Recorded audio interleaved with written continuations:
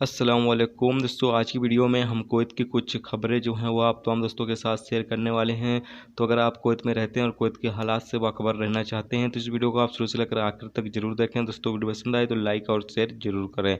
सबसे पहली खबर यह है कि दोस्तों आपको चले कि अगर आप कर्फ्यू के दौरान अगर आपकी कोई ड्यूटी वगैरह है तो आप ख़ास तौर से अपना जो पास है वो कर्फ्यू जो पास है वो आप साथ में लेकर निकलें और जो भी ज़रूरी इंतजामात है जो मिनिस्ट्री ऑफ हेल्थ की तरफ से बताई गई है उन तमाम चीज़ों को आप फॉलो ज़रूर करें, क्योंकि इन दिनों जो सिक्योरिटी अहलकार हैं वो बहुत ही ज़्यादा चेकिंग कर रहे हैं और अगर आप कोई भी एक खिलाफ वर्जी करते हैं तो फिर आपके ऊपर जो है वो जुर्माना किया जाता है। तो ऐसे में आप तमाम लोग इन तमाम चीज़ों का ख्याल ज़रूर रखें। अगर आप कर्फ्यू के दौरान अगर आपकी ड्यूटी वगैरह है और आप बाहर निकलते हैं तो और आपको अपने पास जो कर्फ्यू पास है वो ज़रूर रखना होगा।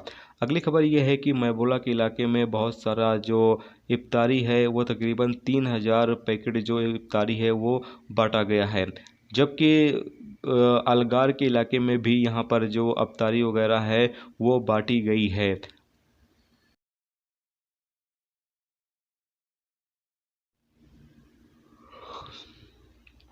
अगली खबर यह है कि कुवैत के जलेब अल सुवैक इलाके में एक तुर्की शहरी जो कि खुद को पुलिस वाला बताकर एक शख्स को रोकता है और फिर उसकी सिविल आईडी देखने के लिए कहता है, और जब तुर्की शहरी उससे सिविल आईडी मांगता है तो सामने वाले शख्स को ये महसूस हो जाता है कि ये शायद पुलिस वाला नहीं है, जिस पर वो अपनी सिविल आईडी उसको देता तो है लेकिन फ़ौरन ही फिर वापस लेकर और वहाँ से वो भाग जाता है।